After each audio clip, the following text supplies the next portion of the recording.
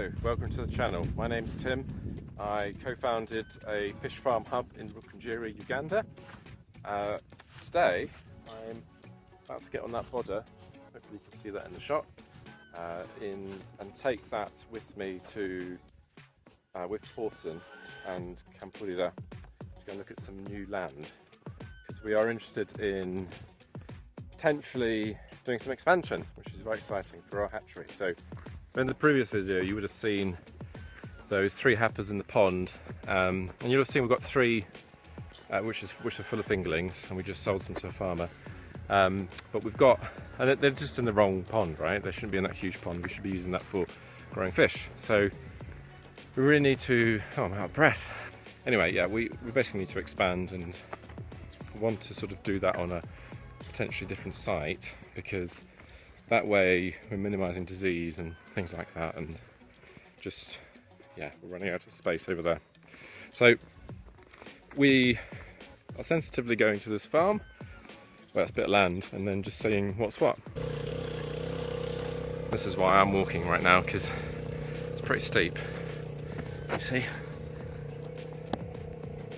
That gives you an idea of the steepness, and it's not that easy getting up these hills, so I'm walking and I'll meet them at the top. This is the line of demarcation, sort of goes that way and then down this eucalyptus grove. Interesting enough, you can see a couple of fish ponds there. The gentleman lives up the slope, land goes up, and then there's a road and his house is there. He's actually shifted to Hoima, so he's selling his house, this land, all the way down, including those fish ponds. So we had originally thought, oh, maybe we just, got some ponds already, some land.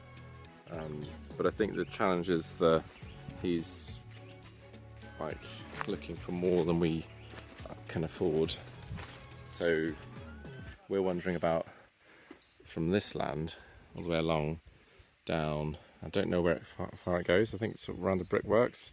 This flattish piece of land for development. The thing as well is, if you're building a hatchery, you want specific pond shapes. You want to design the whole site.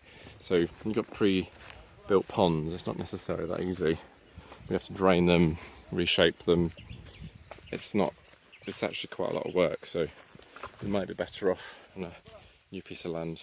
So anyway, all talk, and maybe this video is just an interesting point in our journey. We never goes any further, but I thought I wanted to show you roughly what we're thinking. So where Campurira is he's going to the boundary? Yes, he's going to the boundary. Has he reached? Why Mulindi? Ati namuka. Asa terenke seria Mulindi. Otari bato Mulindi, terenka seria Mulindi. Terenka seria Mulindi. That goes along there. To whereabouts? Somewhere there Campurira is still going. Yeah. So we'll have a look in a second. So we've now shifted from where that gentleman was. That's basically where we were. Now we've come across, and this is sort of the boundary. There's a small stream that runs down there, and it goes all the way up to the hedge, just in the line of trees. So this is the potential site. You can see it. I walked through it. It's quite like, it's basically degraded wetland. So it's not really functioning as a wetland anymore. It's like just comes to the end of the rainy season, so it should be full of water. There's just nothing there. It's just been overgrazed. The water source has gone down loads. You can see people collecting water. There's brickworks up here. There's like a nice big rock here. And Pauson's about to show me the access point for roads and stuff. We're just slightly uphill, so the site we're looking at is there, but this is a water source which comes up.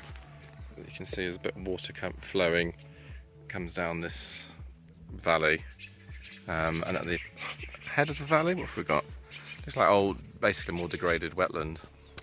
Classic. Someone's basically planted a bunch of eucalyptus here, which is not helping this wetland. And then there's also a water source here, which has been, local community use this for their water needs. So it flows down, and then it flows down, joins that other one, and then there's a whole bunch of streams that go down there and down there. I'll just show you the Gandhi. I'll show you the road that we walked upon. Thanks, Pauson. So yeah, so it just sort of flows down here. When you get this long grass, you can always tell there's normally quite a lot of water around. And then there's a path just here where it's basically a road. Well, I say a road, it sounds a bit gross. It's a path, it's a track. So at the moment they're using it for sand. You can see in the distance, there you go, see the path. Road track, what we're calling this. So sand's been collected over the just by our potential neighbours, and then our bit would start just there, and it's sort of this piece sort of triangulates down, gets narrower. So there's a bit of access here. And big lorries are coming down. You can see actually the evidence of so you see there's still water lying on the ground. That's because it's been the rainy season. But normally during the dry season you don't get anything like that. So there'd be access to the potential hatchery ponds because we are looking at here. So then the neighbours agreed for access to the land. So you come here, look, here's the water coming down. Again, collected, and there's a bit more volume to it. But it flows. It's quite, you can hear that. It's quite nice. So it comes down, and just about where that one, the eucalyptus is the what we're looking at, and then access here through the road. This is another source. You can see, just comes here. This gentleman's collecting sand here, and there's Pauson over there.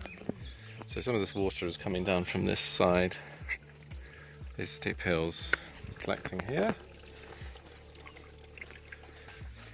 And yeah, you can see a layer of sand under here. So they collect this, they'll sell it. And site, and then there's sort of, looks like there's water coming down here as well, so it's joining that stream that we saw right at the beginning. See the gates. So there is water around here, another Pauson. Eucalyptus has been planted. So, a very interesting place. Pauson's worried about flooding, I'm worried about drought. We're covering both eventualities with us. But there's all the locals, so you ask the older people you can find here who've been here forever, and they're like, yeah, I've never had any drought, as in the water source has never run out, and we've never had any floods, which is good. And I think that site, I mean, you can protect it anyway with sites. You just put some banks up from floods, and then drought, you just hold on and you get rains eventually, right? It's 2 rainy seasons, so yeah, nice place. I like it. There you go. It's another fairly stagnant stream, but it shows that there's water. These are all old quarries that have been dug out, and it's not bad because the value of that land is really poor once you've done that, because there's not much you can do with it. You can't build a house, all this stuff is missing, but makes for good puns because you've basically done some of the dig work already. So yeah, there's potential there for expansion, I guess. Although once you've started, it's the classic thing, you know, once you've bought land where people are like, don't really want to set, you know, no one's typically buying land, and you make it into a business, the next time you want to buy land from a neighbour, they're like, they can hike the price quite substantially, you know, demand and all that type of thing. So it's not necessarily what you want to do. And if people get a whiff of a business, or even Mzungu like me, then if they think you're involved, then it can get quite unfair. You see the stream's just there. This is where Campuchia was walking in that video. We could see him marking the boundaries. Yeah, so interesting place. There's some ponds the neighbouring ponds that we'll have a look at as well. It's been abandoned because the owner's moved on to a different part of the country, so he's not doing any farming. But they are up for sale, and so it's this part here that we're considering. You see like some standing water. Little puddle.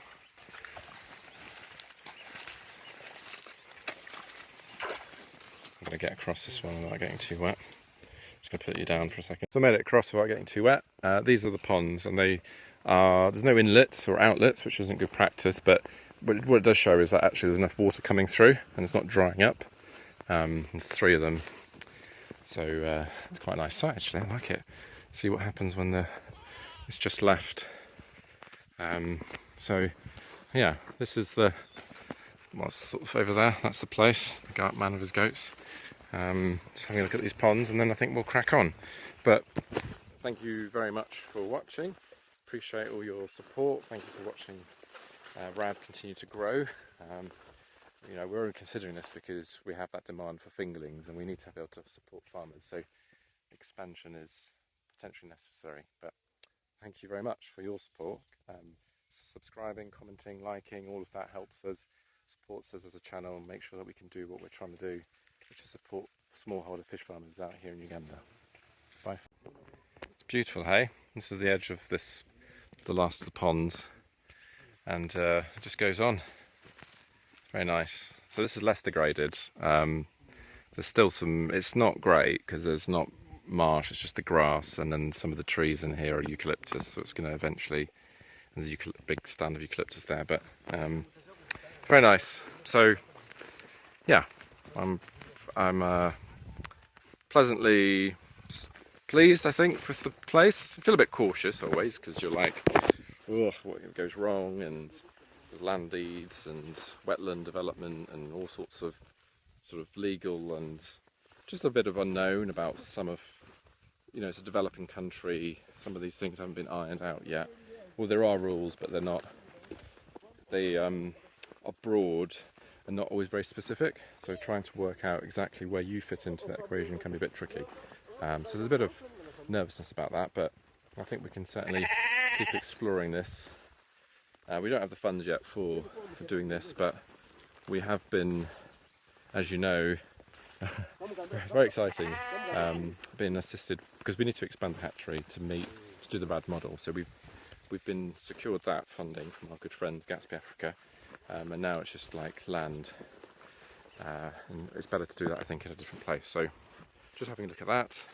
But thank you very much for watching. Really appreciate your support over the years, and we'll see you on the next video.